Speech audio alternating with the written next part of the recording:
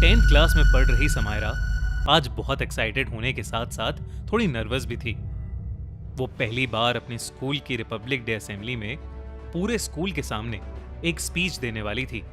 Stage पर चढ़ने से पहले उसने लंबी सांसें ली और करीबन 1500 बच्चों और कई टीचर्स के सामने उसने अपनी स्पीच शुरू कर दी। लेकिन तभी एक अजीब सा इंसिडेंट हुआ। स्पीच देते देते समायरा की नजर अपने सामने एक अजीब सी दिखने वाली औरत पर गई। वो औरत पर्पल कलर का गाउन पहने सामने खड़े बच्चों के क्राउड में इधर से उधर घूम रही थी। उसके बाल पूरी तरह बिखरे हुए थे और वो बच्चों के बीच चलती हुई सिर्फ समायरा को ही घूर घूर कर देखे जा रही थी। समायरा को यह बात बहुत अजीब लगी, पर एक स्टूडेंट होते हुए उसे अपनी स्पीच हर हालत में परफेक्टली बोलनी थी, तो उसने उस औरत को इग्नोर करना ही बेहतर समझा। समायरा की स्पीच लगभग 5 मिनट तक चली और वो औरत उसे बस घूरती रही। जब समायरा स्पीच खत्म करके स्टेज से नीचे गई तो वो औरत उसे कहीं दिखी ही नहीं। उसको ये बात बहुत अजीब लग रही थी।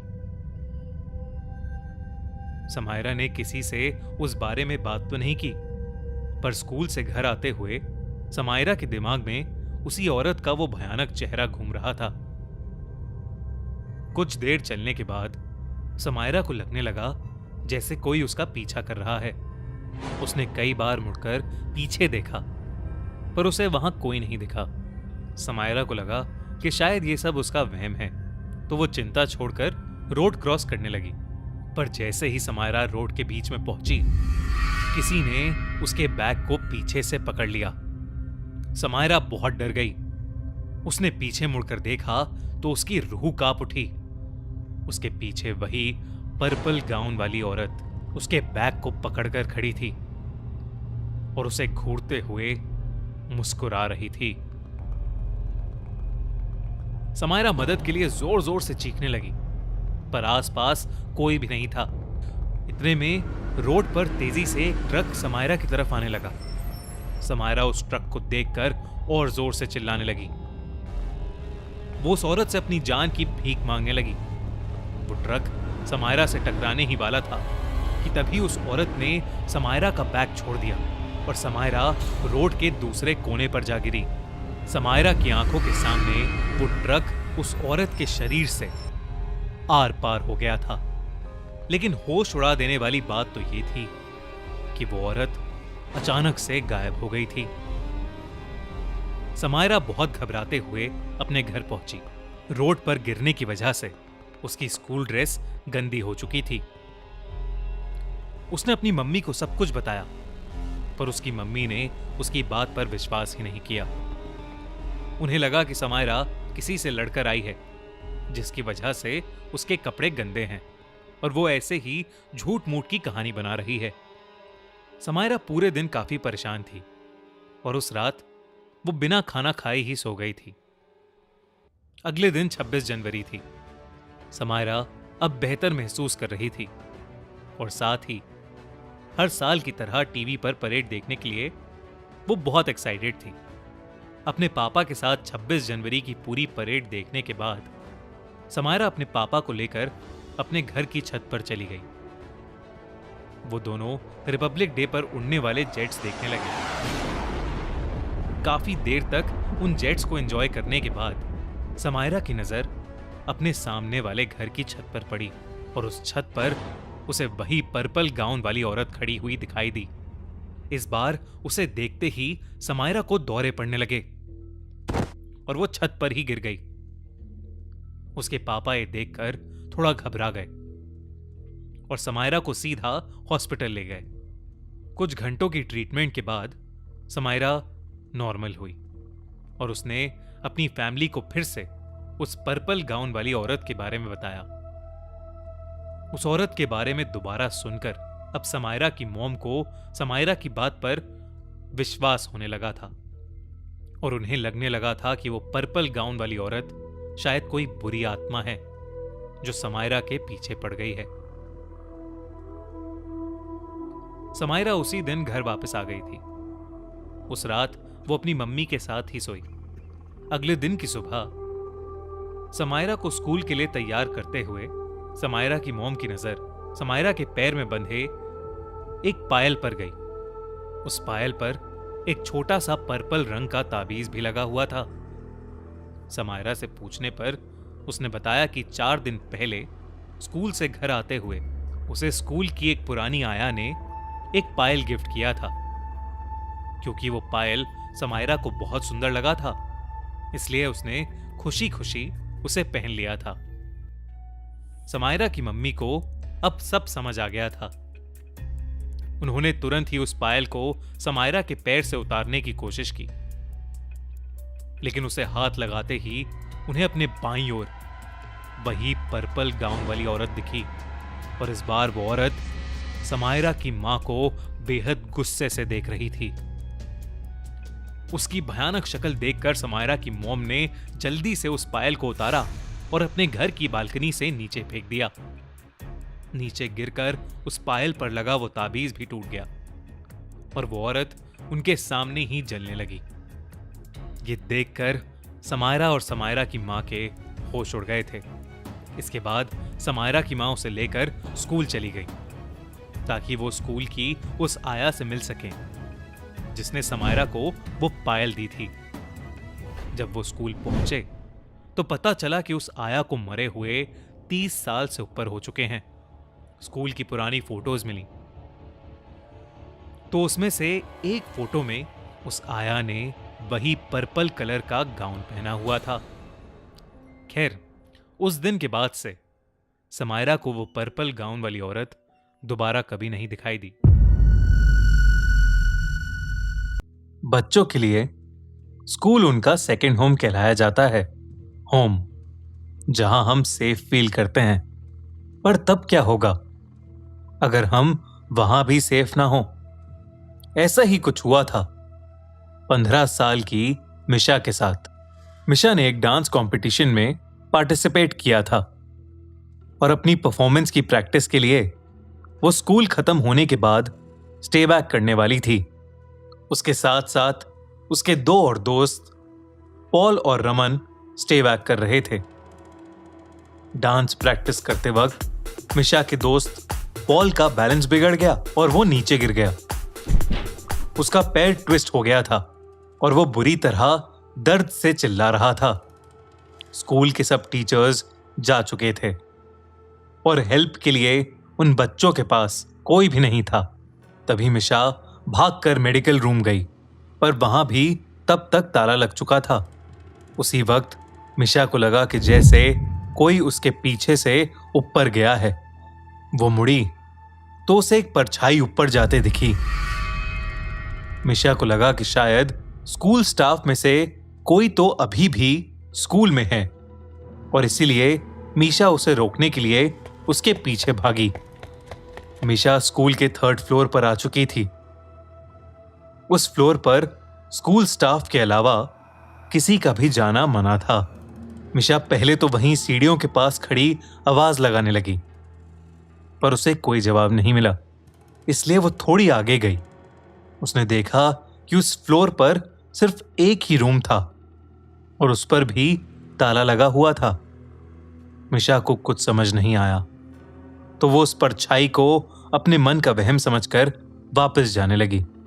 लेकिन तभी उसे एक अजीब सी आवाज आई। जब मिशा ने पलटकर उस कमरे की तरफ देखा तो उस दरवाजे पर जो ताला लगा था वो टूटकर नीचे गिरा हुआ था। मिशा एकदम से चौंक उठी। वो उस रूम के अंदर गई। उसे दिखा कि एक आदमी खिड़की की तरफ मुंह करके खड़ा है। मिशा ने उससे पूछा कि अगर वो उसके साथ चलकर पॉल की मदद करेगा, लेकिन उस आदमी ने मिशा को कोई रिएक्शन ही नहीं दिया। मिशा को सब कुछ बहुत अजीब लग रहा था।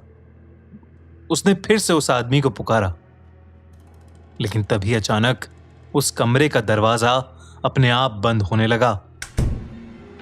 मिशा ये देखकर घबरा उठी। वो दरवाजे की तरफ गई और उसे खोलने की कोशिश करने लगी, लेकिन वो दरवाजा नहीं खुला। तभी मिशा को उस आदमी के हंसने की आवाज आने लगी। वो बहुत डरावने तरीके से हंस रहा था और धीरे धीरे उसकी हंसी तेज होती जा रही थी। मिशा में पलट कर देखने की हिम्मत ही नहीं थी और वो डर के मारे जोरों से दरवाजा पीटने लगी। कोई है? कोई है वहां? तभी मिशा को अपनी गर्दन पर हल्की सी हवा का एहसास हुआ। उसने पलट कर देखा तो उसका दिल दहल उठा।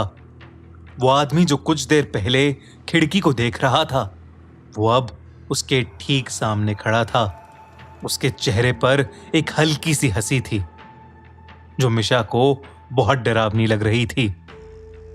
वो मिशा को ऐसे घूर रहा था कि जैसे वो उसे आज जिंदा नहीं छोड़ेगा।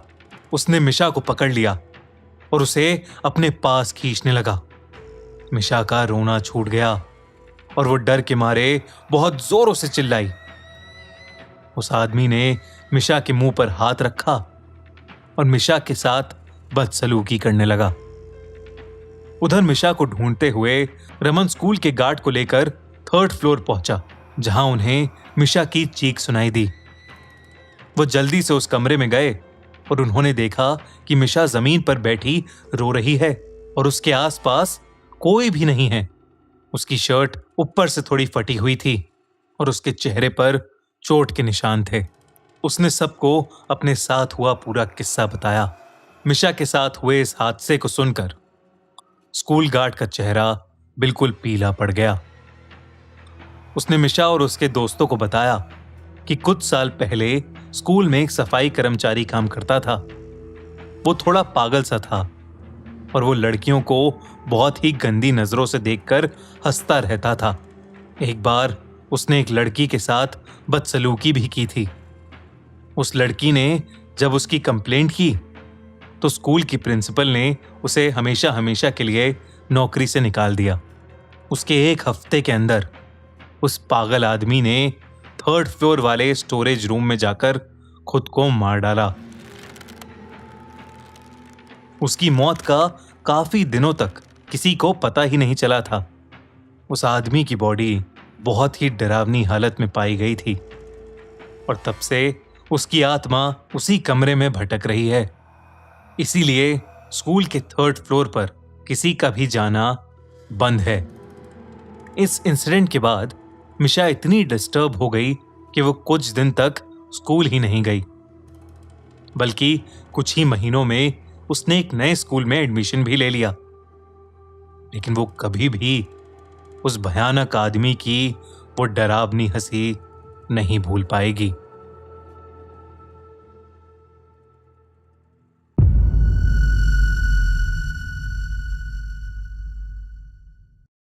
ये कहानी उस समय की है जब जॉनथन एक बोर्डिंग स्कूल में पढ़ा करता था। वो करीब 13 साल का था जब उसके साथ ये किस्सा घटा। एक दिन जब वो बाकी बच्चों के साथ क्लास में बैठकर पढ़ रहा था, तभी अचानक से एक जूनियर टीचर भागते हुए उनके क्लासरूम में आई और प्रोफेसर के कान में कुछ कहकर वहां से चली गई। प्रोफेसर ने अपना सेशन उस दिन के लिए वहीं खत्म कर दिया और सभी बच्चों को बताया कि स्कूल के पास वाली बिल्डिंग में कुछ ऐसा हुआ है जिसकी वजह से पूरे स्कूल का लॉकडाउन कर दिया गया है और किसी भी स्टूडेंट को अपने हॉस्टल या स्कूल प्रेमिसेस से बाहर निकलना अलाउड नहीं है। असल में स्कूल के पास वाली बिल्डिंग में एक पागल सीरियल किलर ने कुछ लोगों का मर्डर कर दिया था और वो स्कूल के आसपास ही घूम रहा था। इसलिए जब तक पुलिस उस सीरियल किलर को नहीं ढूंढ लेती, तब तक पुलिस ने स्कूल को बंद करवा दिया था। उस सीरियल किलर ने जिन भी लोगों को मारा था, उनका दाहिना हाथ उनकी बॉडी से गायब था। ये सारी बातें स्कूल के गार्ड ने एक सीनियर को बताई, जिसने पूरे स्कूल में इस बात का ढिंढोरा पीट दिया। ये बात जानकर स्कूल के सभी बच्चे बेहद डरे हुए थे। इन सब के बीच जॉनथन के साथ एक और अजीबोगरीब चीज हो रही थी। जब से ये स्कूल लॉकडाउन शुरू हुआ था, उसे रोज रात अचानक अपने हॉस्टल के बैकयार्ड से किसी आदमी के जोरों से चीखने की आवाज आती। ताज्जुब की बात यह थी कि आवाज उसके अलावा और कोई नहीं सुन पा रहा था। एक रात जब वो सो रहा था, उसे फिर से वही चीख सुनाई दी। इस बार वो हिम्मत करके हॉस्टल के बैकयार्ड में जा पहुंचा। उसने देखा कि बैकयार्ड की घास पर लाल खून पड़ा था।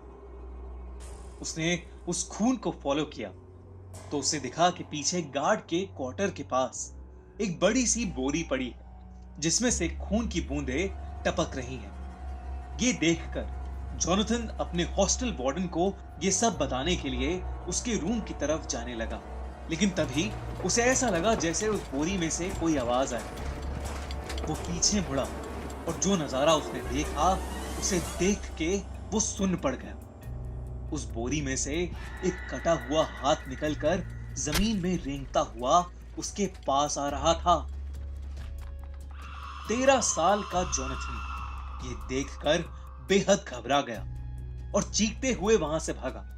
कुछ ही देर में उसे ऐसा लगा कि जैसे वो बोरी उन सभी कटे हुए हाथों से भरी है जिनको उस सीरियल किलर ने मारा था, और सभी हाथ रेंगते हुए उसके पीछे आ रहे हैं। जोनाथन जोर जोर से मदद के लिए चीखने लगा। उसकी चीख सुनकर हॉस्टल वार्डन और बाकी लोग भी उठ गए। वो बोरी देखकर स्कूल प्रिंसिपल ने तुरंत पुलिस को फोन किया और वहां बुला लिया। स्कूल टीचर्स सभी बच्चों को एक हॉल में ले गए और उन्हें अंदर से लॉक कर दिया। जोनाथन अब भी जोर जोर से रो रहा था। कुछ ही देर में पुलिस वहां पहुंच गई और उन्होंने उस सीरियल किलर को ढूंढ निकाला जो स्कूल में ही एक क्लासरूम में छुपा हुआ था। जोनाथन ने उस रात जो महसूस किया वो सच था या नहीं ये तो नहीं कह सकते, लेकिन वो बोरी सच में उन्हीं सब लोगों के कटे हुए हाथों से भरी थी जिन्हें उस सीरियल किलर ने मारा था। उस दिन के बाद से स्कूल का रूटीन तो नॉर्मल हो गया, लेकिन जोनाथन को आज भी वो खौफनाक सपना आता है जहां एक कटा हुआ हाथ रेंगते हुए उसके पास आ रहा है।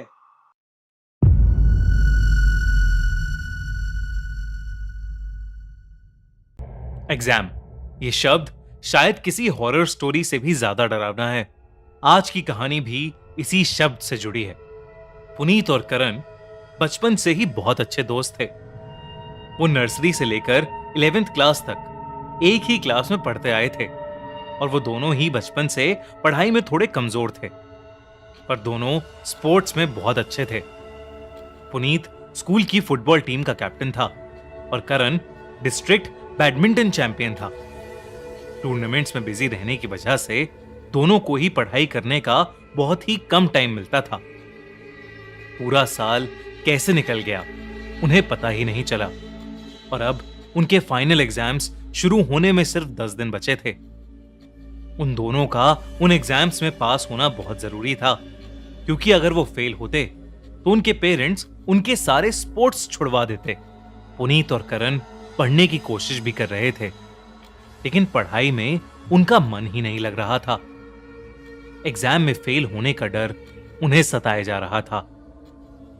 ऐसे ही करते करते 9 दिन और बीत गए और अब भी दोनों के बहुत ही बुरे हाल थे। अगली सुबह एग्जाम था और ना तो पुनीत और ना ही करण को कुछ भी आता था। तभी पुनीत के दिमाग में एक आइडिया आया।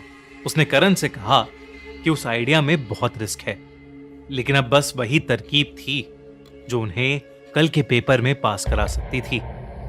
उनके स्कूल प्रिंसिपल का बेटा योगेश पुनीत का बहुत अच्छा दोस्त था। उसने योगेश को रात को फोन करके उससे उसकी मम्मी की ऑफिस की चाबी मांगी। योगेश ने दोस्ती निभाते हुए अपने घर की बालकनी से चाबी नीचे फेंककर पुनीत और करण को स्कूल के प्रिंसिपल ऑफिस की चाबी दे दी। पुनीत और करण का प्लान बहुत सिंपल सा था। वो जानते थे कि एग्जाम से एक दिन पहले ही क्वेश्चन पेपर प्रिंसिपल ऑफिस में आ जाता था। उन्हें बस वही पेपर ढूंढकर उसके क्वेश्चंस कॉपी करके घर लाने थे, पर वो नहीं जानते थे कि उनका ये सीधा सा दिखने वाला प्लान उन्हें कितना उल्टा पड़ने वाला था। जैसे तैसे करके वो स्कूल की दीवार टाप कर स्कूल के अंदर घुस गए। रात के अंधेरे में स्कूल अपने आप में बहुत ही डरावना लग रहा था। वहां स्कूल गार्ड के अलावा और कोई भी नहीं था। वो स्कूल गार्ड से छुपते हुए प्रिंसिपल ऑफिस तक पहुंचे और पुनीत चाबी से लॉक को खोलने लगा कि तभी करण को अपनी गर्दन पर थोड़ी ठंडी हवा महसूस हुई। उसने अपने बाईं तरफ देखा तो उसे ऐसा लगा कि जैसे कॉरिडोर के एंड में कोई खड़ा उन्हें देख रहा है। करण पुनीत को बुलाने के लिए मुड़ा, पर जब उन दोनों ने वहां पर देखा तो उस कॉरिडोर में कोई भी नहीं था। पुनीत ने करण की बात को नजरअंदाज किया और ऑफिस का ताला खोलकर वो दोनों तुरंत ऑफिस के अंदर घुस गए। वो दोनों ऑफिस में उस क्वेश्चन पेपर को ढूंढने में लग गए